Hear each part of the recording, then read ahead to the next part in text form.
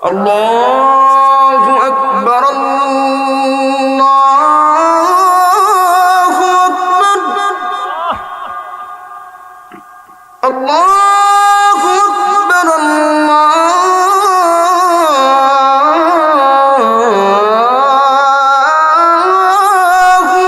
আকবার। আশহাদু আন লা ইলাহা ইল্লাল্লাহ,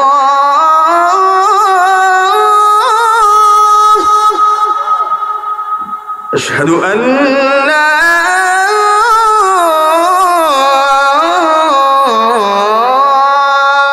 ইলাহা ইল্লাল্লাহ।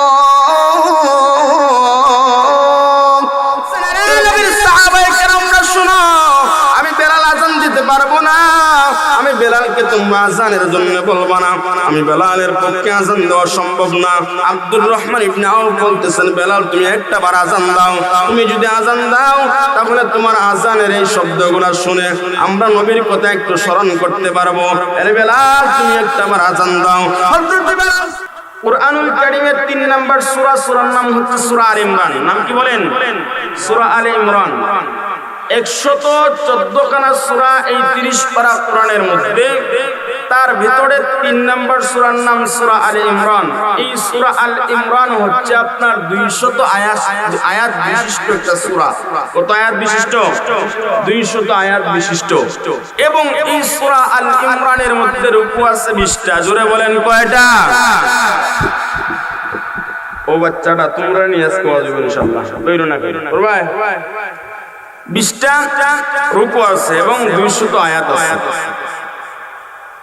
এই 31 নম্বর আয়াতের কারিমের ভিতরে আল্লাহ পাক নবীরে বলতেছেন, নবীজি আপনি তামাম পৃথিবীর মানুষদেরকে জানায় দেন, কুল হে নবী আপনি বলুন, ইন কুনতুম তুহিব্বুনাল্লাহ, যদি তোমরা আল্লাহকে কি করো? ভালোবাসো, ফাত্তাবিউনি, তাহলে কার অনুসরণ করো? আল্লাহর রাসূলের অনুসরণ করো। ইউহিব্বুকুমুল্লাহ, যদি আল্লাহর রাসূলের অনুসরণ করো তাহলে ভালোবাসবেন কে? আওয়াজ করে জোরে বলেন, আরো জোরে বলেন, ভালোবাসবেন কে? শুধু যে আল্লাহ পাক ভালোবাসবেন তা না, আল্লাহ পাক সুন্দর করে তারপরে বলতেছেন, ওয়ায়াগফির লাকুম যুনুবাকুম ওয়াল্লাহু গফুরুর রহিম। আল্লাহ পাক কত সুন্দর করে তামাম পৃথিবীবাসীকে বলতেছেন, বান্দারা শোনো, যদি তোমরা আল্লাহকে ভালোবাসো, আমার রাসূলের ইত্তেবা করো, আমার রাসূলের ইত্তেবা যদি তুমি করতে পারো বান্দা, তাহলে আমি আল্লাহ পাক তোমারে ভালোবাসবো। আমার বান্দা শোনো, আমি আল্লাহ পাক তোমারে ভালোবাসবো তা না, আমি আল্লাহ পাকের ওয়াদা। ওয়ায়াগফিরু লাকুম, আল্লাহ বলতেছেন বান্দা চিন্তা করো না, ওয়ায়াগফির লাকুম, আমি আল্লাহ পাক তোমাকে ক্ষমা করে দেব, যুনুবাকুম, তোমার যত পাপ আছে। আল্লাহ নিজে বলতেছেন, বান্দা তোমার যত গুনাহ আছে, যত পাপ আছে, আমি আল্লাহ পাক ক্ষমা করে দিব। আল্লাহু গফুরুর রহিম। আর আল্লাহ বলতেছেন, বান্দা সবচেয়ে ক্ষমাশীল হলাম আমি আল্লাহ। সুতরাং মুসলমান বাবারা শুনেন, আল্লাহ পাকের ভালোবাসা যদি আমরা পেতে চাই তাহলে আওয়াজ করে জোরে বলেন, ইত্তেবা করতে হবে কার? আল্লাহর রাসূলের। জোরে বলেন কার? আল্লাহর রাসূলের ইত্তেবা করতে হবে। যদি আমরা আল্লাহর রাসূলের ইত্তেবা করতে পারি বান্দারা, তাহলে জুড়ে আওয়াজ করে বলেন তো আমাদেরকে ভালোবাসবেন একজন। আওয়াজ করে জোরে বলেন তিনি কে? আরো জোরে আওয়াজ করে জোরে বলেন তিনি কে? আজকে তোমরা মুখে মুখে বলতেছি যে আমরা আমাদের ভালোবাসি, মুখে মুখে বলি আমি নবীরে ভালোবাসি, নবীর প্রেম আমার দিলের ভিতরে আছে। যদি সত্যি আমি নবীরে ভালোবাসতাম, আজকের একটা সুন্দর আয়োজন মসজিদের উদ্যোগে একটা দিনের আলোচনার সবার আয়োজন করা হয়েছে। কপাল পোড়া মুসলমান ওয়াজ মাহফিলে আসতে পারি না, নবীর কথা শুনবো, কোরআনের কথা শুনবো, এখানে আসতে পারি না। কিন্তু অনেক যুবক আছে, কোরআনগার যুবক, যদি গান বাজনা হয়, কনসার্ট হয়, ও গানের মধ্যে যাইতে কিন্তু তার একটা মিনিটও দেরি হয় না। দূরে বলেন ঠিক কিনা? আপনি দেখেন কত সুন্দর করে পোস্টার বানানো হয়েছে। এখন আগের তুলনায় এখনকার যুবক আলহামদুলিল্লাহ, এখন যুবক আগের চাইতে অনেক যুবকদের আগের চাইতে অনেক ডেভেলপ হয়েছে। কিন্তু আগের যুবকরা যেমন ছিল আলহামদুলিল্লাহ, এখনকার যুবক তার থেকে অনেক ভালো। বিশেষ করে দেখেন রাসূল করিম সাল্লাল্লাহু আলাইহি ওয়াসাল্লামের ভালোবাসা কিন্তু আমাদের মুখে অভাব নাই। নবীকে ভালোবাসি, নবীকে ভালোবাসি। নবীকে ভালোবাসার প্রমাণ কি এটা? আযান শোনার পরে মাঠে আড্ডা দেওয়া। নবীকে ভালোবাসার প্রমাণ কি এটা?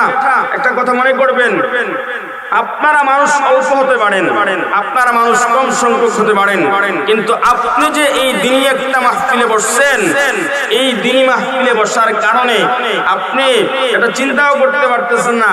যারা জানেন তো জানেন, হুজুররা জানেন, আপনি একটা দিনই মাহফিলে বসছেন, আপনার এই বসাটাকে আল্লাহ পাক ফেরেশতার মাধ্যমে ভিডিও করাইতেছে, সুবহানাল্লাহ। এবং ভিডিও করিয়া ফেরেশতারা আপনার এই দৃশ্যটা মহান আল্লাহকে নিয়ে দেখাইতেছে, সুবহানাল্লাহ। জোরে পড়েন না। চিন্তা করে দেখেন আপনি কত ভাগ্যবান। এমন একজন মালিকের গোলামি আমরা করব, সেই মালিক আপনি একটু চিন্তা করেন তো দেখি। বাবারা, আপনার শরীরে যখন বসন্ত হয়ে যায়, কিছু কিছু মানুষ আছে যাদের শরীরে এমন ভাবে বসন্ত হয় শরীরের দিকে তাকানো যায় না। আপনার নাকের ওখানে যদি ফোড়া হয়ে যায়, ময়লা হয়ে যায়, আপনার বন্ধু আপনার দিকে তাকাতে পারে না, আপনার বন্ধু আপনার দিকে তাকাতে লজ্জা করে। আমার প্রিয় মুসলমান বন্ধুগণ শুনেন, বসন্ত হওয়ার কারণে শরীরে ময়লা পড়ার কারণে বন্ধু আপনার দিকে তাকায় না, আপনার ঘরের মানুষগুলো আপনার দিকে তাকায় না, আপনার গ্রামের মানুষগুলো আপনার দিকে তাকায় না, তারা ঘৃণা করে। কিন্তু বাবা শুনেন, এমন একজন মালিক আমরা পাইলাম, এমন একজন রব আমরা পাইলাম, এমন রব আমরা পাইলাম। শুনেন, একটু চিন্তা করেন, আপনারা মনোযোগ দিয়ে কথাগুলো শুনেন। হসপিটালের বেডের মধ্যে গড়াগড়ি করে কান্না করতেছেন, শরীরের মধ্যে আপনার পচা হয়ে গেছে, গন্ধ হয়ে গেছে, ডাক্তার আপনার দিকে তাকাতে চায় না, নার্স পর্যন্ত আপনার কাছে আসে না। আল্লাহ বলেন, বান্দা শোনো, দুনিয়ার কোন মানুষ যদি তোমার ডাকে সাড়া না দেয় বান্দা, একটা বার শোনো বান্দা, দুনিয়ার কোন মানুষ তোমার দিকে তাকায় না, হসপিটালের ডাক্তার তোমার দিকে তাকায় না, নার্স তোমার দিকে তাকায় না, কিন্তু ওই বান্দাটা যখন হসপিটালের সিটের মধ্যে গড়াগড়ি করিয়া বান্দা যখন আল্লাহরে ডাক দেয়, আমার আল্লাহ ওই বান্দার ডাকে সাড়া দিতে একটা মুহূর্ত দেরি করেন না। সুবহানাল্লাহ। আমার প্রিয় মুসলমান বন্ধুগণ শুনেন, রাসূল করিম সাল্লাল্লাহু আলাইহি ওয়াসাল্লাম রে যে আমরা ভালোবাসবো, এমন একজন নবীরে আমরা ভালোবাসবো যেই নবী দিনের জন্য কত কষ্ট সহ্য করেছেন, ইসলামের জন্য, দিনের জন্য। তায়েফের ময়দানে আল্লাহর নবী রক্ত ঝরাইছেন, উহুদের ময়দানে আল্লাহর নবী দান মুবারক শহীদ হইছে। নবীর কষ্টের কারণে এটা কাহিনী, আল্লাহর নবী কতটা পরিমাণ কষ্ট করছেন। তায়েফের ময়দানে যখন আল্লাহর নবী দিনের দাওয়াত দিয়ে নিয়ে গেলেন, রাসূল করিম সাল্লাল্লাহু আলাইহি ওয়াসাল্লামের প্রিয়তমা স্ত্রী আম্মা জান খাদিজা রাদিয়াল্লাহু তাআলা করে হারায়া রাসূল করিম সাল্লাল্লাহু আলাইহি ওয়াসাল্লামের প্রিয় চাচা আবু তালেবকে হারায়া আল্লাহর নবী খাদিজাকে হারাইলেন, আবু তালেবকে হারাইলেন। নবুয়তের 10ম বছরের ঘটনা।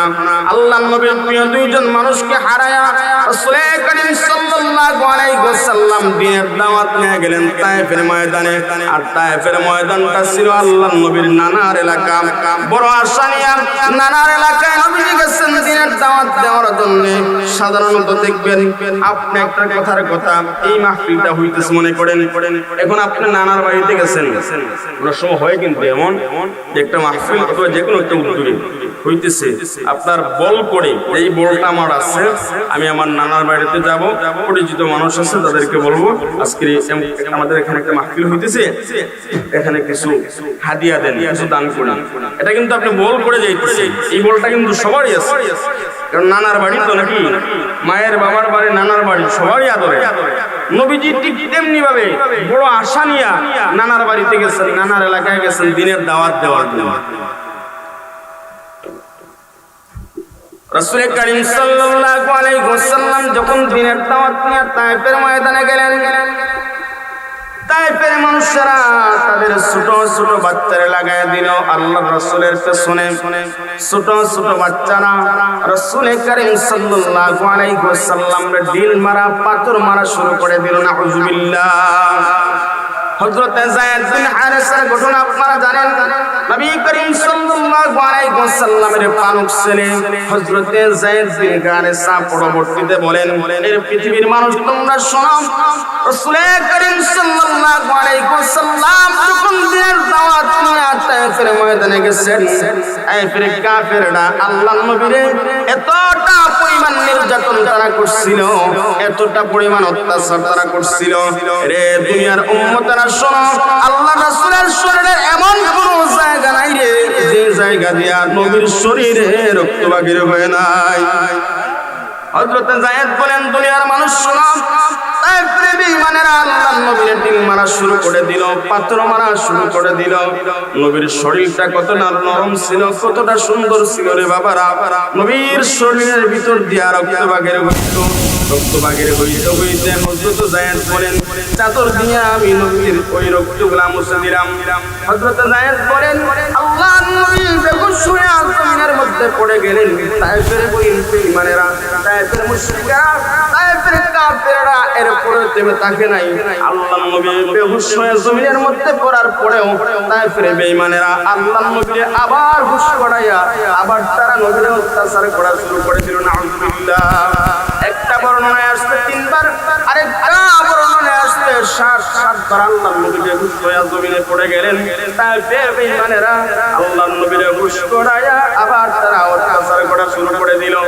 আমার প্রিয় মুসলমান বন্ধুগণ, এই ঘটনাটা কেন বলতেছি শুনেন। লম্বা কাহিনী হুজুররা জানেন, আপনারা অনেক আলেমদের কাছ থেকে শুনছেন। মোবাইল তো এখন আছে, মোবাইলের মধ্যে অনেক বয়ান আপনারা শুনছেন এই বিষয়ে। আমি শুধু আপনাদেরকে মনে করাইয়া দিতে চাই, দেখেন আল্লাহর নবী এই দ্বীনের জন্য, ইসলামের জন্য কতটা পরিমাণ কষ্ট করছেন। নবী করিম সাল্লাল্লাহু আলাইহি ওয়াসাল্লামের কাছে হযরত জিবরাইল চলে আসলেন। জিবরাইল আসার পরে আমাদের বলতেছেন, ওগো নবীজি, আপনি শুধু একটা বার অনুমতি দেন, আপনি যদি একবার অনুমতি দেন গো নবীজি, আমরা গোটা তায়েফটারে উলটপালট করে দিব। আল্লাহর নবী বলতেছেন, জিবরাইল রে শোনো, তায়েফের বেঈমানেরা বুঝতে পারে নাই, তায়েফের মানুষরা চিনে নাই। তায়েফের মানুষরা যদি জানতো আমি রাহমাতুল লিল আলামিন, তারা যদি বুঝতো আমি আল্লাহ পাকের নবী, তাহলে তায়েফের মানুষরা আমার অত্যাচার করতো না। এরপরে আল্লাহর নবী বদদুয়া দেন নাই। আমার প্রিয় মুসলমান বন্ধুগণ, আল্লাহ পাক জমিনে এমন কিছু মানুষ পাঠাইছেন যেই মানুষগুলা, এরপরে আল্লাহ পাক জমিনে এমন কিছু মানুষ আল্লাহ পাক পাঠাইছেন যেই মানুষগুলা নবীর ভালোবাসার জন্য, আল্লাহ পাকের জন্য নিজের জীবনের সব কিছু তারা বিসর্জন করে দিতে হাসি মুখে। আল্লাহ পাক ওই কথাটা কোরআনুল কারীমের ভিতরে আল্লাহ পাক সুন্দর করে বলতেছেন, ومن الناس من يشري نفسه ابتغاء مرضات الله والله رؤوف بالعباد। আল্লাহ নবীরে বলতেছেন, নবী শুনেন, এই পৃথিবীর জমিনে এমন কিছু মানুষ আমি আল্লাহ পাক পাঠাইলাম যেই মানুষগুলা আল্লাহ নবীর জন্য, আল্লাহ পাকের জন্য নিজের জীবনের সমস্ত কিছু তারা বিসর্জন করে দিতে পারে হাসি মুখে, শুধু আল্লাহ পাকের ভালোবাসার জন্য, শুধু আল্লাহ নবীর ভালোবাসার জন্য। রাসূল করিম সাল্লাল্লাহু আলাইহি ওয়াসাল্লাম যখন ইন্তেকাল করলেন, ইন্তেকালের খবরটা যখন গোটা মদিনার মধ্যে এলান হয়ে গেল, একজন সাহাবী আরেকজন সাহাবীর কানে কানে বলতেছেন, আরে নবীর সাহাবীরা তোমরা শুনো, কে কোথায় আসরে তাড়াতাড়ি আসো, আল্লাহর নবী আর দুনিয়ার জমিনের মধ্যে নাই। একজন সাহাবী আরেকজন সাহাবীর কানে কানে এলান করে দিতেছেন, আরে নবীর সাহাবীরা তোমরা শুনো, তাড়াতাড়ি আল্লাহর রাসূলের দরবারে আসো, আল্লাহ নবী আর দুনিয়ার মধ্যে নাই। নবীর একজন আশিক সাহাবী ছিলেন, তার নাম ছিল হযরত আব্দুল্লাহ বিন যায়েদ ইবনে আব্দ রাব্বিহি। হযরত আব্দুল্লাহ বিন যায়েদ ইবনে আব্দ রাব্বিহি খেজুরের বাগানের মধ্যে কাজ করতেছেন। এমন সময় শুনতে পান কানের মধ্যে আওয়াজ আসতেছে, একজন সাহাবী রাস্তা দিয়ে গাইতে যাইতেছে আর এলান করে যাইতেছে, আরে নবীর সাহাবীরা তোমরা শুনো, তাড়াতাড়ি যাও আল্লাহর রাসূলের দরবারে, আল্লাহ নবী আর দুনিয়ার মধ্যে নাই। এই খবরটা যখন নবীর সাহাবী হযরত যায়েদ আব্দুল্লাহ বিন যায়েদ ইবনে আব্দ রাব্বিহি যখন শুনতে পারলেন, সাথে সাথে হযরত আব্দুল্লাহ বিন যায়েদ ইবনে আব্দ রাব্বিহি দুটা হাত আসমানের দিকে উঠায়া মালিকের কাছে কান্না করে করে বলতেছেন, ওগো রব্বে করিম আল্লাহ, শুনলাম আপনার নবী নাকি কারীম আল্লাহ, শুনলাম আপনার হাবিব নাকি চলে গেছেন। ওগো আল্লাহ, আমি আব্দুল্লাহ বিন যায়েদ ইবনে আব্দ রাব্বিকির এমন কোনদিন নাই গো যেই দিন আমি আল্লাহ পাকের নবীকে দেখি নাই। আজকে তো আপনার হাবিব ইন্তেকাল করে চলে গেছেন, আমি আব্দুল্লাহ বিন যায়েদ ইবনে আব্দ রাব্বিকি নবীর আর কিভাবে দেখবো, দেখতে পারবো না। আল্লাহর কাছে দোয়া করে বলতেছেন, ওগো রব্বে কারীম আল্লাহ, আমি আব্দুল্লাহর চোখ থাকবে কিন্তু তোমার নবীরা দেখতে পারবে না। আমি আব্দুল্লাহর ওই চোখের কোনো দরকার নাই। হযরতে আব্দুল্লাহ বিন যায়েদ ইবনে আব্দ রাব্বিকি মালিকের কাছে কান্না করে করে বলতেছেন, ওগো আল্লাহ, আমার চোখ থাকবে কিন্তু নবীরে দেখতে পারবো না। ওগো আল্লাহ, আমি আব্দুল্লাহর এই চোখের কোনো দরকার নাই, আমার চোখ থাকার পরেও রাহমাতুল লিল আলামিন দেখতে পারবো না, আমার ওই চোখের কোনো দরকার নাই। হযরত আব্দুল্লাহ বিন যায়েদ ইবনে আব্দ রাব্বিকি আল্লাহকে বলতেছেন, আল্লাহ, আমার চোখের দৃষ্টিটা আপনি কেড়ে নেন। আল্লাহ পাকের কাছে হযরত আব্দুল্লাহর দোয়াটা, নবীর প্রতি ভালোবাসাটা এতটা পরিমাণ পছন্দনীয় হইছে, হযরত আব্দুল্লাহ বিন যায়েদ ইবনে আব্দ রাব্বিকির হাতটা নামানোর আগে আগে আল্লাহ পাক হযরত আব্দুল্লাহ বিন যায়েদ ইবনে আব্দ রাব্বিকির চোখের দৃষ্টি আল্লাহ পাক উঠায় নিলেন। সুবহানাল্লাহ। নিজের চোখের কোনো মায়া নাই। দেখেন তো আপনারা একটু চিন্তা করে দেখেন, রাসূল করিম সাল্লাল্লাহু আলাইহি ওয়াসাল্লাম রে কতটুকু ভালোবাসলে পড়ে এই দোয়াটা আল্লাহর কাছে করতে পারেন, আল্লাহ, আমার চোখের দৃষ্টি আপনি কেড়ে নেন। অর্থাৎ নিজের প্রতি কোনো মায়া নাই, নিজের জীবনের চাইতে সবচেয়ে বেশি ভালোবাসতেন। জোরে বলেন কারে? আল্লাহর রাসূল রে। কারে? আল্লাহর রাসূল রে। আর এখনকার যুবকেরা নিজের চাইতেও বেশি ভালোবাসে মেসি, নেইমার, এমবাপ্পে, রোনাল্ডো, আর কিতা রোমেরো, ভাই রোমেরো, আরো কিতা কিতা আছে, আমরাও চিনি। এদেরকে বেশি ভালোবাসে। আরো আছে দেখেন আপনার ডি মারিয়া, আরো যারা যারা খ্রিস্টান, আপনার সোহবতে সালেহ, তুরা সালেহ কুনাত, যার সাথে যার প্রেম ভালোবাসা, তার সাথে তার হাসন নাসর হবে। আপনি যে ইহুদি খ্রিস্টানকে ভালোবাসতেছেন, আপনি কি একটাবার চিন্তা করে দেখছেন এই পৃথিবীর জমিনে সবচেয়ে রোল মডেল তিনি কে বলেন? আল্লাহর রাসূল মুহাম্মদ সাল্লাল্লাহু আলাইহি ওয়াসাল্লাম। অনুসরণ করবেন নবীরে, কিন্তু আপনি নবীরে অনুসরণ না করিয়া অনুসরণ করতেছেন ইহুদি খ্রিস্টানদের। আপনি যে তারে অনুসরণ করতেছেন, যুবক একটু শুনো, তোমার কষ্ট দেওয়ার জন্য বলি নাই, তারে অনুসরণ কইরা তার মতো চুল ফালাইতেছো। যুবক একটাবার চিন্তা করে দেখো, তোমার মাথার মধ্যে যেভাবে চুলটা আছে ওইভাবে যদি ওই সময় যদি তোমার সঙ্গে আজরাইল দেখা করে, যুবক চিন্তা করো তো তোমার কি হবে অবস্থাটা।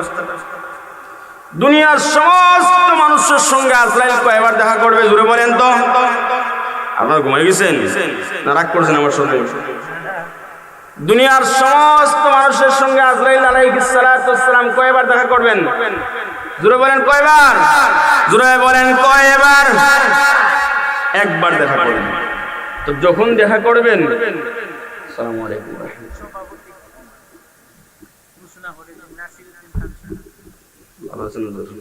আলহামদুলিল্লাহ, আপনাদের আজকের এই মাহফিলের সম্মানিত শ্রদ্ধাভাজন সভাপতি মাওলানা নাসিরউদ্দিন খান হাফিজাহুল্লাহ আপনাদের মজমায় উপস্থিত হয়েছেন। আপনারা খুশি না বেজার?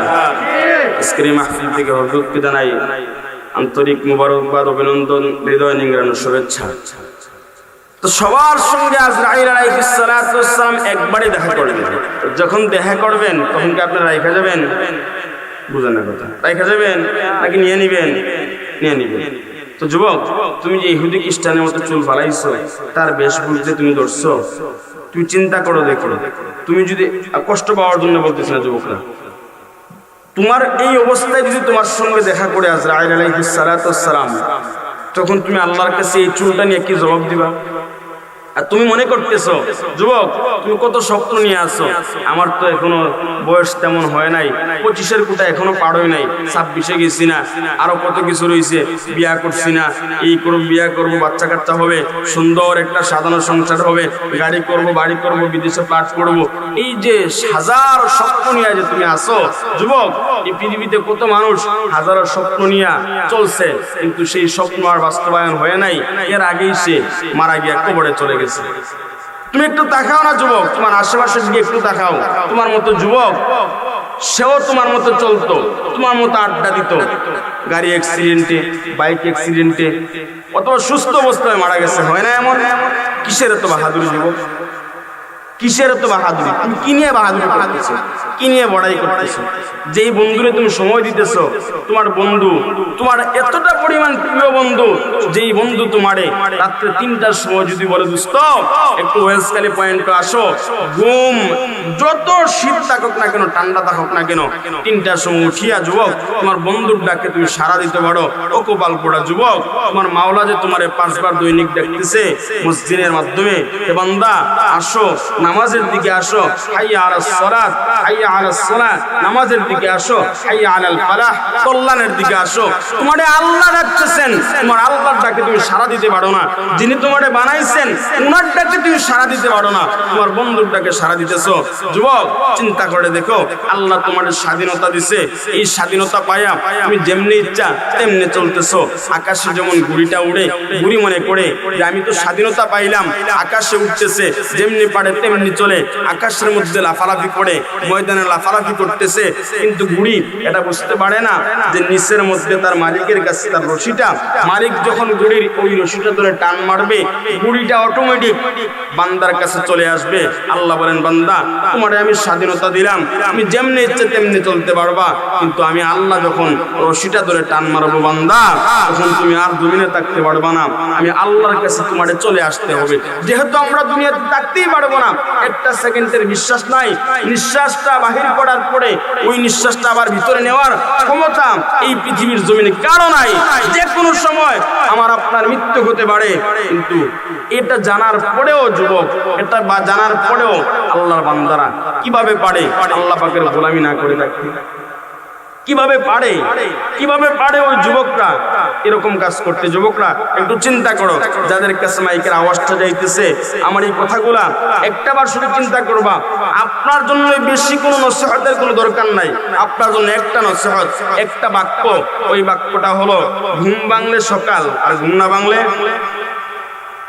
দূরে বলেন না, ঘুম ভাঙলে সকাল, ঘুম না ভাঙলে পরকাল। বিশ্বাস করেন? ঘুম ভাঙলে সকাল, ঘুম না ভাঙলে পরকাল। এটাই আপনার জন্য মেসেজ। ওই বাক্যটা নিয়ে আপনি চিন্তা করেন। আমার প্রিয় মুসলমান বন্ধুগণ শুনেন, রাসূল করিম সাল্লাল্লাহু আলাইহি ওয়াসাল্লামের ইত্তেবা করার জন্য বলছেন আল্লাহ পাক, আর আল্লাহ বলছেন যদি রাসূলের ইত্তেবা করতে পারো আমি আল্লাহ পাক তোমাদেরকে ভালোবাসবো। শুধু আমি আল্লাহ পাক যে ভালোবাসবো তা না, ওয়ায়াগফিরু লাকুম যুনুবাকুম ওয়াল্লাহু গফুরুর রহিম। আল্লাহ বলতেছেন, বান্দা শোন, নবীরে তুমি ভালোবাসবা, নবীর ইত্তেবা করবা, আমি আল্লাহ পাকের ভালোবাসা পাইবা, আর আমি আল্লাহ পাক তোমার জীবনের সমস্ত গুনাহ আমি আল্লাহ পাক ক্ষমা করে দিব। বান্দা ওয়ায়াগফির লাকুম, আমি আল্লাহ পাক ক্ষমা করে দিব যুনুবাকুম, তোমার যত পাপ আছে সমস্ত পাপ আমি আল্লাহ পাক ক্ষমা করে দিব। যে আলোচনাটা করতেছিলাম, নবী করিম সাল্লাল্লাহু আলাইহি ওয়াসাল্লামের সাহাবায়ে কেরামরা আল্লাহর নবীরে কতটা পরিমাণ মহব্বত করছেন, দুই একটা মিসাল যদি আপনাদেরকে দেই আপনারা বুঝতে পারবেন। এই আলোচনাগুলো আপনারা অনেক আগে আরো শুনছেন। নবী করিম সাল্লাল্লাহু আলাইহি ওয়াসাল্লামের সাহাবী হযরত বেলাল রাদিয়াল্লাহু তাআলার ঘটনা কে না জানে বাবা? দুনিয়ার মানুষগুলা, तमाम বিশ্বের মানুষগুলা আল্লাহর নবীরে ভালোবাসা বিশ্বের বিভিন্ন প্রান্ত থেকে প্রতি বছর হজ উমরা করার জন্য সৌদি আরব মক্কা মদিনায় যায়। নবীর ভালোবাসা দিলের ভিতরে থাকার কারণে মানুষগুলা লক্ষ লক্ষ টাকা খরচ করে আল্লাহর নবীর রওজায় যায়। দুনিয়ার মানুষগুলা বিভিন্ন প্রান্ত থেকে মক্কা মদিনা যায় রে, আর হযরত বেলাল আল্লাহর নবীরে ভালোবাসা মদিনা ত্যাগ করে চলে গেছেন। হযরত বেলাল নবীরে কতটা পরিমাণ ভালোবাসতেন শুনেন বাবারা। আল্লাহর নবীর ইন্তেকালের পরে হযরত বেলাল রাদিয়াল্লাহু তাআলা গাটুরি নিয়ে নবীর রওজার পাশে দাঁড়ায় কান্না করে করে বলতেছেন, ওগো আল্লাহ পাকের নবী আপনি শুনেন, যেই মদিনার মধ্যে আপনি থাকবেন না ওই মদিনার মধ্যে আমি থাকতে পারবো না, যেই মদিনার মধ্যে আপনি থাকবেন না ওই মদিনার মধ্যে আমি বেলাল থাকতে পারি না, যেই মদিনার মধ্যে যখন আমি আজান দিতাম গো, আজান দেওয়ার পরে নবীর ইমামতিতে আমি নামাজ আদায় করতাম। আমি বেলাল যদি মদিনার মধ্যে থাকি, আমি বেলাল আজান দিব মসজিদে নববীর মধ্যে, নবীর ইমামতিতে আমি নামাজ আদায় করতে পারবো না, আমি বেলাল ওই মদিনার মধ্যে থাকতে পারবো না। হযরত বেলাল গাটুরি নিয়া হযরত আবু বকরের কাছে চলে আসলেন। হযরত বেলাল আবু বকরের কাছে আসার পরে আবু বকর রাদিয়াল্লাহু তাআলা ঘুরে বলতেছেন, এরা আবু বকর শুনো, আমি আর মদিনার মধ্যে থাকবো না, মদিনা থেকে চলে যাব। হযরত আবু বকর বলেন, আরে বেলাল তুমি কেন মদিনার মধ্যে থাকবা না? শুধু তুমি কি নবীরে ভালোবাসো? আমি আবু বকর কি নবীরে ভালোবাসি না?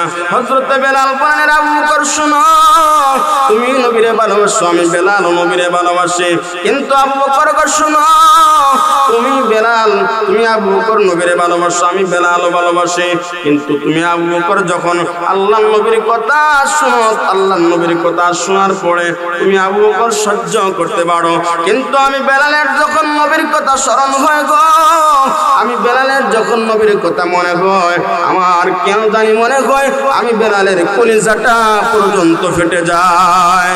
হযরত বেলাল বলেন, রে আবু বকর শুনো, আমি আর মদিনার মধ্যে থাকতে চাই না, আমি চলে যাব দামেস্কের মধ্যে গিয়া যুদ্ধ করব, শাহাদাত বরণ করব, ওই মদিনার মধ্যে আমি থাকতে পারবো না। যেই মদিনার মধ্যে যখন আমি থাকতাম, আল্লাহর রাসূলের আগে আগে আমি হাঁটতাম। নবীর আগে আগে বেলাল কেন হাঁটতেন জানেন নি বাবারা? নবীর আগে আগে হযরত বেলাল এজন্য হাঁটতেন, নবী যখন হাইটে যাইতেন হযরত বেলাল আগে আগে হাঁটতেন। হযরত বেলাল আগে আগে হাইটা হযরত বেলাল নিজের হাত দিয়া ওই রাস্তাটারে পরিষ্কার করে দিতেন। সুবহানাল্লাহ। কারণ হলো রাস্তার মধ্যে যদি কোনো কাঁটা থাকে অথবা অন্য কোনো জিনিস থাকে, ওই এর দ্বারা যেন আল্লাহর নবী কষ্ট না পান। কাঁটা থাকলে ওই কাঁটাটা রাসূল সাল্লাল্লাহু আলাইহি ওয়াসাল্লামের পা দিয়ে ঢুকতে পারে, এজন্য হযরত বেলাল নিজের হাত দিয়া রাস্তাটা পরিষ্কার করে দিতেন। হযরত বেলাল আবু বকরের কাছ থেকে বিদায় নিয়ে চলে গেলেন দামেস্কের মধ্যে। যুদ্ধ করছেন, যুদ্ধ করতে করতে শাহাদাত বরণ করতে পারেন নাই। 6টা মাস হয়ে গেল। আল্লাহর নবী বেলালকে ডাক দিলেন। স্বপ্নের মধ্যে আল্লাহর নবী বেলালকে বলতেছেন, আরে বেলাল শুনো, বিশ্বের বিভিন্ন প্রান্ত থেকে আমি নবীর রওজার মধ্যে মানুষ আয়। আরে বেলাল শোনো, তুমি কিভাবে পারলা? আজকে 6 মাস হয়ে গেল আমার রওজা ছাড়িয়া, এটা দূর তুমি কিভাবে থাকতে পারলা? রে বেলাল আসো, রে বেলাল আসো, আমার রওজার মধ্যে তুমি আসো। হযরত বেলালকে নবী স্বপ্নের মধ্যে ডাকতেছেন, বেলাল আসো আসো, আমার রওজার মধ্যে আসো। হযরত বেলালের যখন ঘুম ভাঙলো, ঘুম ভাঙার পরে হযরত বেলাল দৌড়াইয়া মদিনার দিকে রওনা দিলেন। হযরত বেলাল যখন মদিনার গেটের মধ্যে পাটা রাখলেন, মদিনার ছোট ছোট বাচ্চারা হযরত বেলালকে দেখার পরে দৌড়ায় চলে গেল মায়ের কাছে, বাবার কাছে। মদিনার ছোট ছোট বাচ্চারা মায়ের কাছে, বাবার কাছে গিয়ে বলতেছে, ওগো মা, 6টা মাস পরে দেখলাম নবীর সাহাবী হযরত বেলাল মদিনার মধ্যে। ওগো মা, ওগো বাবা শোনো, 6 মাস পরে যদি নবীর সাহাবী মদিনার মধ্যে আসতে পারে, আমাদের মনটা বলে গো, আল্লাহর রাসূল কি আবার মদিনার মধ্যে আসবে কিনা? 6 মাস পরে যদি হযরত বেলাল নবীর সাহাবী মদিনার মধ্যে আসতে পারে, তাহলে তো আল্লাহর নবী মনে হয় আবার মদিনার মধ্যে আসবে। ছোট ছোট বাচ্চারা মাকে বলতেছে, বাবাকে বলতেছে, ছোট ছোট বাচ্চারা মায়ের কাছে গিয়া, বাবার কাছে গিয়া বলতেছে, ও মা, ও বাবা, চলো আমরা বেলালের কাছে যাই। সমস্ত মানুষগুলা দৌড়ায় চলে আসতো বেলালের কাছে। আসার পরে বেলালকে বলতেছে, রে বেলাল শুনো, এই 6টা মাস তুমি কিভাবে পারলা মদিনা ছাড়িয়া এত দূর তুমি অবস্থান করতে, কিভাবে পারলা? ছোট ছোট বাচ্চা সহ হযরত আব্দুর রহমান ইবনে আউফ সহ নবীর অনেক সাহাবায়ে কেরামরা বেলালকে বলতেছেন, রে বেলাল শোনো, তুমি আযান দাও, 6 মাস ধরে তোমার কণ্ঠে আমরা আযান শুনি না। আমার প্রিয় মুসলমান বন্ধুগণ, ও ওয়াইসকারী যুবক বাবারা, পর্দার অন্তরালের মা বোনরা, দিলটারে নরম করে শুনছেন, রে নবীর সাহাবায়ে কেরামরা শোনো, আমি বেলাল আযান দিতে পারবো না, আমি বেলালকে তোমরা আযানের জন্য বলবা না, আমি বেলালের পক্ষে আযান দেওয়া সম্ভব না। আব্দুর রহমান ইবনে আউফ বলতেছেন, বেলাল তুমি একটা বার আযান দাও, তুমি যদি আযান দাও তাহলে তোমার আযানের এই শব্দগুলো শুনে আমরা নবীর কথা একটু স্মরণ করতে পারবো। আরে বেলাল তুমি একটা বার আযান দাও। হযরত বেলাল সাহাবায়ে কেরামদেরকে বলতেছেন, আরে সাহাবায়ে কেরামরা শোনো, আমার তোমরা অনুরোধ করো না, আমি আজান দিতে পারবো না। কারণ আমি কিভাবে আজান দিব? আমি 6 মাস আগে যখন মসজিদে নববীর মধ্যে আজান দিতাম, আজানের পরে আল্লাহর রাসূল আমি মসজিদের মধ্যে দেখতে পারতাম। শুধু তাই নয়, আমি বেলাল যখন আজান দিতাম রে, আজানের পরে আল্লাহর নবীর ইমামতিতে আমি বেলাল নামাজ আদায় করতাম। আমি আজান দিতে পারি, তোমরা বলো আমি আজান দিতে পারি। আমি আজান দেওয়ার পরে কি আল্লাহর নবী ইমামতি করবে? আমি আজান দেওয়ার পরে যদি আল্লাহর নবী ইমামতি করে তাহলে আমি বেলাল আজান দিব। এর সাহাবায়ে কেরামরা শোনো, আমি আজান দেওয়ার পরে তো আল্লাহর নবী ইমামতি করবে না। এর সাহাবায়ে কেরামরা শোনো, এর আব্দুর রহমান ইবনে আওফ শোনো, আমি বেলাল আজান দিতে পারবো না। সাহাবায়ে কেরামরা বলেন, এর সাহাবায়ে কেরামরা একজন আরেকজনকে বলতেছেন, যাও যাও নবীর নাতি হাসান হুসাইনকে নিয়ে আসো, বেলাল আমাদের কোথায় আজান দিবে না। হযরত আব্দুর রহমান ইবনে আওফ বলতেছেন, সাহাবায়ে কেরামরা শুনো, নবীর নাতি হাসান হুসাইন নিয়ে আসো। নবীর সাহাবী নবীর নাতি হাসান হুসাইন যদি আসে তাহলে বেলাল না করতে পারবে না। সাহাবীরা চলে গেলেন নবীর নাতি হাসান হুসাইনকে নিয়ে আসার জন্য। হাসান হুসাইন যখন দৌড়ে আসলো রে, হাসান হুসাইন দৌড়ে আসিয়া হযরত বেলালের দুই বগলের চিপার মধ্যে নবীর দুই নাতি আঞ্জা মেরে ধরল। সুবহানাল্লাহ। হযরত বেলাল যখন নবীর নাতি হাসান হুসাইনের দিকে তাকালেন, হাসান হুসাইনের দিকে তাকায় দেখেন হাসান হুসাইনের চেহারার মধ্যে আল্লাহর রাসূলের চেহারার মিল পাওয়া যায়। হযরত বেলাল চিন্তা করতেছেন, সমস্ত মানুষের কথা তো না করে দিলাম, এবার যদি আমি নবীর নাতি হাসান হুসাইনের কথা না করে দেই তাহলে তো নবীর আল্লাহর নবী তো রোজা থেকে কষ্ট পাবেন। আমি কিভাবে নবীর নাতির কথা না করব? হযরত হাসান হুসাইন বলতেছেন, বেলাল গো, 6 মাস ধরে তোমার কণ্ঠে আজান শুনি না, একটা বার যদি তুমি আজান দিতা তাহলে তোমার এই আজানের বাক্যগুলা শুনে আমরা আমার নানার কথা স্মরণ করতে পারতাম। বেলাল তুমি একটু আজান দাও, একবার তুমি আজান দাও। হযরত বেলাল আজান দেওয়া শুরু করে দিলেন। আল্লাহু আকবার,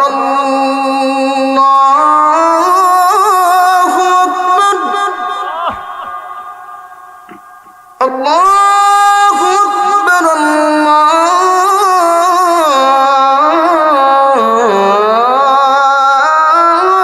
আল্লাহু আকবার। আশহাদু আন লা ইলাহা ইল্লাল্লাহ,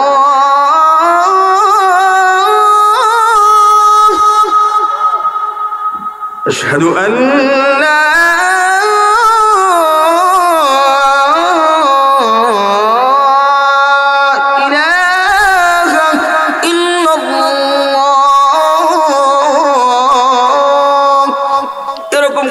আজান দিতেছেন। হযরত বেলাল যখন বললেন আশহাদু আন্না মুহাম্মাদার রাসূলুল্লাহ, আশহাদু আমি সাক্ষ্য দিচ্ছি, আন্না মুহাম্মাদার রাসূলুল্লাহ, মুহাম্মদ সাল্লাল্লাহু আলাইহি ওয়াসাল্লাম আল্লাহ পাকের রাসূল, আল্লাহ পাকের নবী, এই বাক্যটা যখন হযরত বেলাল পড়লেন, হযরত বেলাল সাথে সাথে বেহুশ হয়ে জমিনে পড়ে গেলেন। আশহাদু আন্না মুহাম্মাদার রাসূলুল্লাহ, শুনবি এখন। أشهد أن محمد رسول الله،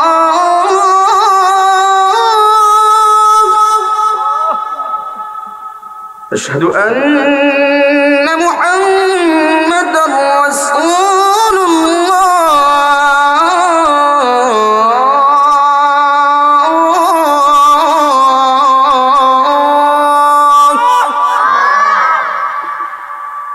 হযরত বেলাল নবীকে এতটা পরিমাণ ভালোবাসছেন। হযরত বেলাল আবার পৃথিবীতে যত কালো মানুষ ছিলেন তার মধ্যে হযরত বেলাল অন্যতম একজন কালো সাহাবী, এতটা পরিমাণ কালো ছিলেন। দেখেন আমার আপনার ভিতরে নবীর প্রেম কতটুকু, নবীর কথা, নবীর কষ্টের জিন্দেগি, রাসূল করিম সাল্লাল্লাহু আলাইহি ওয়াসাল্লাম।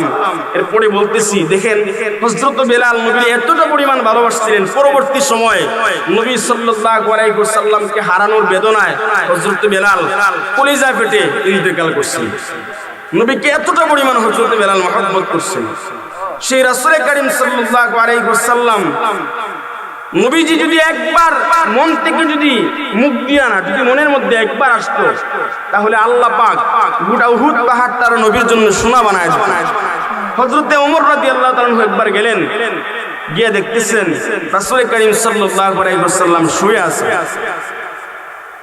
হযরত ওমর যখন নবীর দরবারে গেলেন, নবীর দরবারে যাওয়ার পরে হযরত ওমর দেখতেছেন আল্লাহর নবী শুয়ে আছেন, খেজুর পাতার ডাল দিয়া একটা বিছানা বানানো, ওই বিছানার মধ্যে হযরতে মুহাম্মদ আরবি সাল্লাল্লাহু আলাইহি ওয়াসাল্লাম ঘুমায় আছেন। আমার প্রিয় মুসলমান বন্ধুগণ শুনেন, হযরত ওমর রাদিয়াল্লাহু তাআলা নবীর দরবারে যাওয়ার পরে গিয়া দেখতেছেন রাসূল করিম সাল্লাল্লাহু আলাইহি ওয়াসাল্লাম ঘুমায় আছেন। হযরত ওমর যখন নবীর কাছে গেলেন, নবী ঘুম থেকে উঠলেন। ওঠার পরে হযরত ওমর তাকায় দেখেন খেজুর পাতার ডালের দাগগুলা আল্লাহর নবীর পিঠের মধ্যে পড়ে গেছে। হযরত ওমর এই দৃশ্যটা দেখে হযরত ওমরের চোখ দিয়া বেয়ে বেয়ে পানি পড়তেছে, ডেকে ডেকে বলতেছেন ওগো নবীজি, আপনি তো রাহমাতুল লিল আলামিন, আপনি কেন এত কষ্ট সহ্য করেন? ওগো নবীজি, আপনি শুধু আমার একটাবার অনুমতি দেন। ওগো নবীজি, আমি ওমরকে যদি আপনি একবার অনুমতি দেন, আমি ওমর আপনার জন্য বিছানা বানায় নিয়ে আসবো। আমার প্রিয় মুসলমান বন্ধুগণ, হযরত ওমর আল্লাহর নবী বলতেছেন, ওমর শোনো, আমি রাহমাতুল লিল আলামিন, আমি তো এই পৃথিবীর জমিনে শান্তি করার জন্য আসি নাই। আমার মুখ দিয়া বলা লাগে না, আমি যদি আমার অন্তরের মধ্যে যদি একবার আসতো আমি সুখ করব, তো আল্লাহ পাক তো গোটা উহুদ পাহাড়টারে আমি মুহাম্মদ সাল্লাল্লাহু আলাইহি ওয়াসাল্লামের জন্য সোনা বানায় দিত। যদি একবার শুধু বলতেন আল্লাহ পাক উহুদ পাহাড়টারে আমার জন্য সোনা বানায় দিতেন। তো রাসূল করিম সাল্লাল্লাহু আলাইহি ওয়াসাল্লাম এমন নবী পাওয়ার পরেও আমরা অন্য মানুষদেরকে আইডল আমরা মানি কিভাবে? এমন নবী পাওয়ার পরেও, রহমতের নবী পাওয়ার পরেও নবীরে আমরা আইডল মানতে পারি না। একটাবার চিন্তা করি না আমরা যে আল্লাহ রাসূল সাল্লাল্লাহু আলাইহি ওয়াসাল্লাম এই পৃথিবীর জমিনে আসার পরে নবী শুধু কষ্ট করতেন তা না, আল্লাহ নবীকে রাষ্ট্রনায়ক ছিলেন না বলেন, দেশ পরিচালনা করেন নাই, নবীজি দেশ পরিচালনা করছেন। আর এখনকার জমানার কিছু নেতারাও দেশ পরিচালনা করে। এখনকার নেতারা যখন দেশ পরিচালনা করে দেখবেন আপনারা খাটের নিচে তেলের বড় বড় দাম পাওয়া যায়, আসেন নাই বলেন? খাটের নিচে তেলের বড় বড় দাম পাওয়া যায়। অনেকে তো আছে বাথরুম পর্যন্ত খায় ফেলায়। বাথরুম খায় কিভাবে খায়? আপনার একটা ওয়ার্ডে মেম্বার আছে, এখন 10টা-15টা বাথরুম আসছে, ওই বাথরুমগুলা মানে গরিব অসহায়দের কাছে বিলিয়ে না দিয়া বাথরুমের টাকা নিজে খাইয়া দেয়। তো বাথরুমের টাকা খাওয়ার বাথরুম ফেটে ভিতরে ঢুকানো একটু হইতো আসেনি এমন? আল্লাহ রাসূল তো দেশ পরিচালনা করছেন। নবী সাল্লাল্লাহু আলাইহি ওয়াসাল্লাম কি শিক্ষা দিলেন আর আমরা কি শিখলাম? রাসূল করিম সাল্লাল্লাহু আলাইহি ওয়াসাল্লামের ছোট সময় থেকে, জন্মের পর থেকে আল্লাহর নবী আরেকজনের হক মেরে খাওয়া এটা যে জায়েজ না, আরেকজনের হক যে আপনি মারবেন না, এটাও আল্লাহর নবী শিশু সময় থেকে শিক্ষা দিয়েছেন। সুবহানাল্লাহ। কেমন? নবী করিম সাল্লাল্লাহু আলাইহি ওয়াসাল্লামকে যখন হযরতে হালিমাতুস সাদিয়া যখন দুধ পান করাইতেন, আমার আপনার নবী মুহাম্মদ আরবি সাল্লাল্লাহু আলাইহি ওয়াসাল্লামের একজন দুধ ভাই ছিল, যার নাম ছিল আব্দুল্লাহ। হযরতে হালিমাতুস সাদিয়া রাদিয়াল্লাহু তাআলা আনহা পৃথিবীর মানুষদেরকে ডেকে ডেকে বলেন, এর পৃথিবীর মানুষরা শোনো, মুহাম্মদ আরবি সাল্লাল্লাহু আলাইহি ওয়াসাল্লাম ছোট সময়ে যে বাইরের হক যে তিনি মেরে খান নাই, এটা শিক্ষা দিলেন। হযরতে হালিমাতুস সাদিয়া বলতেন, আমার একজন সন্তান ছিল, নাম ছিল আব্দুল্লাহ, আর মুহাম্মদ সাল্লাল্লাহু আলাইহি ওয়াসাল্লাম ছিল আমার দুধ সন্তান। মুহাম্মদ সাল্লাল্লাহু আলাইহি ওয়াসাল্লাম একটা স্তনের দুধ পান করতেন, আর একটা স্তনের দুধ মুহাম্মদ সাল্লাল্লাহু আলাইহি ওয়াসাল্লামকে কখনোই পান করানো যেত না। তার মানে হলো আল্লাহ নবী মুহাম্মদ সাল্লাল্লাহু আলাইহি ওয়াসাল্লাম শিক্ষা দিয়েছেন, একটা স্তনের দুধ পান করা আমার অধিকার, আর আরেকটা স্তনের দুধ পান করা আমার অধিকার না, আরেকটা স্তনের দুধ পান করা আমার ভাই আব্দুল্লাহর অধিকার। আরেকটা স্তনের দুধ কখনো পান করানো যেত না, এই স্তনের দুধটা আব্দুল্লাহ পান করবে, এটা তার অধিকার, আর একটা স্তনের দুধ পান করা আমার অধিকার, আমারটা আমি পান করবো, এটা শিক্ষা দিচ্ছেন। আর এখন দেখেন ভাই হইয়া ভাইয়ের ভাই, একজন দুইজন ভাই, আপনারা কি রাগ করতেছেন? রাগ করতেছেন কেউ? একটু জিকির করে কেউ সবাই আগান। আলহামদুলিল্লাহ, আলহামদুলিল্লাহ। যারা আছেন শেষ পর্যন্ত 1-2 মিনিট 5 মিনিট পরে এশার আজানের আগে কারা কারা চলে যাবেন হাতটা উঠে দেখান তো বাবা, তাতে দেখেন থাকবেন দুঃখ করে থাকবে তো ইনশাআল্লাহ। তোমরা মনে করো আমি তো সুন্দর লাগানি, বুঝছো সুন্দর লাগানি, একটু জিকির করে করে সবাই আগান লা ইলাহা, শীতে ধরছে না আপনার ভাই ভাই সামনে ভাই লা ইলাহা ইল্লাল্লাহ লা ইলাহা জুরে লা ইলাহা দেখা দাও রাসূলুল্লাহ তুমি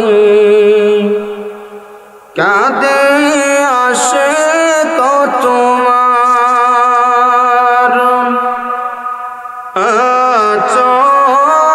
শুয়ে মদিনা। আমার প্রিয় মুসলমান বন্ধুগণ শুনেন, আল্লাহর নবী সাল্লাল্লাহু আলাইহি ওয়াসাল্লামের জন্মের পরে আল্লাহর নবীর জন্মের দুইটা দিক, একটা হচ্ছে মাক্কি জিন্দেগি আর একটা হচ্ছে মাদানী জিন্দেগি। নবী সাল্লাল্লাহু আলাইহি ওয়াসাল্লাম মাক্কি জিন্দেগিতে যখন আল্লাহর নবী দ্বীনের দাওয়াত দিলেন, তখন আল্লাহর নবীকে কাফের বেঈমানেরা অত্যাচার করা শুরু করে দিল। আল্লাহ পাক জানায় দিলেন, হাবিব আমার আপনি হিজরত করে মক্কা ছেড়ে মদিনায় চলে যাবেন। আল্লাহ পাক জিবরাইল আলাইহিস সালামকে পাঠিয়ে দিলেন। হযরত জিবরাইল আলাইহিস সালাম নবীর কাছে এসে বলতেছেন, নবীজি আপনি তাড়াতাড়ি হিজরতের উদ্দেশ্যে রওনা হয়ে যান। আমার কলিজার টুকরা যুবক ভাইরা, অন্তত 10টা মিনিটের জন্য অন্য কোনো দিকে মনোযোগ না দিয়া দিলটারে নরম করে কথাগুলো শুনেন। নবী করিম সাল্লাল্লাহু আলাইহি ওয়াসাল্লামের কাছে হযরত জিবরাইল আলাইহিস সালাম এসে বলতেছেন, নবীজি আপনি তাড়াতাড়ি হিজরত করেন। আপনার গড়ের চতুর্দিকে কাফের বেঈমানেরা তরবারি নিয়ে দাঁড়ায় আছে, তারা আপনারা হত্যা করতে চায়। নবী করিম সাল্লাল্লাহু আলাইহি ওয়াসাল্লাম নিজের চাচাতো ভাই হযরত আলীকে আল্লাহর নবী বলতেছেন, রে আলী শোনো, আমার চাদরটা গায়ের মধ্যে দিয়া আমার বিছানার মধ্যে তুমি শুয়ে থাকবা। আমার চাদরটা গায়ের মধ্যে দিয়া আমার বিছানার মধ্যে তুমি শুয়ে থাকবা। আল্লাহ পাক জিবরাইলকে পাঠাইছেন আমাকে হিজরত করতে হবে। হযরত আলী বলতেছেন, নবী গো আপনার চাদরটা আমার গায়ের মধ্যে দেন, আপনার চাদরটা আমার শরীরের মধ্যে দিয়ে আমি বিছানার মধ্যে শুয়ে থাকবো। রাত্রেবেলা কাফেররা যখন আপনার ঘরের মধ্যে প্রবেশ করবে, তারা তো জানবে না আমি আলী, তারা মনে করবে আমি মুহাম্মদ। আর কাফের বেঈমানেরা আমাকে মুহাম্মদ ভেবে আমি আলীকে কাফের বেঈমানেরা টুকরো টুকরো করে ফেলবে। ওগো নবীজি আপনি কোনো চিন্তা করিয়েন না, আপনি হিজরতের জন্য রওনা দেন। কাফের বেঈমানেরা যদি আপনার ঘরের মধ্যে প্রবেশ করিয়া আমি আলীরে যদি কাফের বেঈমানেরা টুকরো টুকরো ফেলে গো, আমি আলীকে তারা টুকরো টুকরো করে ফেলে, আমি কোনো চিন্তা করি না, আমি আলী কোনো ভয় পাই না। বেঈমানেরা যদি আমি আলীকে হত্যা যদি তারা করে, তাহলে আমি আলী এইভাবে সান্ত্বনা পাবো যে আল্লাহর রাসূলের বিছানার মধ্যে ঘুমাইলাম, আজকে আমি আলীর জীবনের বিনিময়ে আল্লাহর রাসূলের জীবনটা আজও পর্যন্ত বেঁচে আছে। আমার প্রিয় মুসলমান বন্ধুগণ, রাসূল করিম সাল্লাল্লাহু আলাইহি ওয়াসাল্লাম ঘর থেকে বাহির করেন। ঘর থেকে বাহির হওয়ার পরে আল্লাহর নবীকে আল্লাহ পাক জানায় দিলেন, নবী আমার আপনার ঘরের চতুর্দিকে তো কাফের বেঈমানেরা দাঁড়ানো, আপনি কিভাবে যাইবেন? যাওয়ার তো কোনো রাস্তা নাই। নবী আমার আপনি শুনেন, আপনি তো কোনো দিকে যাইতে পারবেন না। নবী আমার আপনি শুনেন, আপনার ঘরের চতুর্দিকে কাফের বেঈমানেরা দাঁড়ায় আছে। আপনি হাতের মধ্যে এক মুষ্টি বালু নেন, এক মুষ্টি বালু হাতের মধ্যে নিয়ে আসা হাতে ওযু বলে আপনি ওই বালুগুলো নিক্ষেপ করে দেন। আমার প্রিয় মুসলমান বন্ধুগণ, আল্লাহ পাকের কথায় আমার আপনার নবী মুহাম্মদ আরবি সাল্লাল্লাহু আলাইহি ওয়াসাল্লাম হাতের মধ্যে এক মুষ্টি বালু নিলেন। ওই এক মুষ্টি বালু নিয়ে শাগাতিল ওযু বলে আল্লাহর নবী বালুগুলা নিক্ষেপ করছিলেন। আল্লাহর নবী যখন বালুগুলা নিক্ষেপ করলেন, আল্লাহ পাক ওই বালুগুলা আল্লাহ পাকের কুদরতে এই নবীর গড়ের চতুর্দিকে যতটা কাফের দাঁড়ায় আছে তরবারি নিয়ে আল্লাহ পাক ওই বালুগুলা আল্লাহ পাকের কুদরতে সমস্ত কাফেরদের চোখের ভিতরে আল্লাহ পাক ঢুকায় দিয়েছিলেন। সুবহানাল্লাহ, আর জোরে বলেন সুবহানাল্লাহ।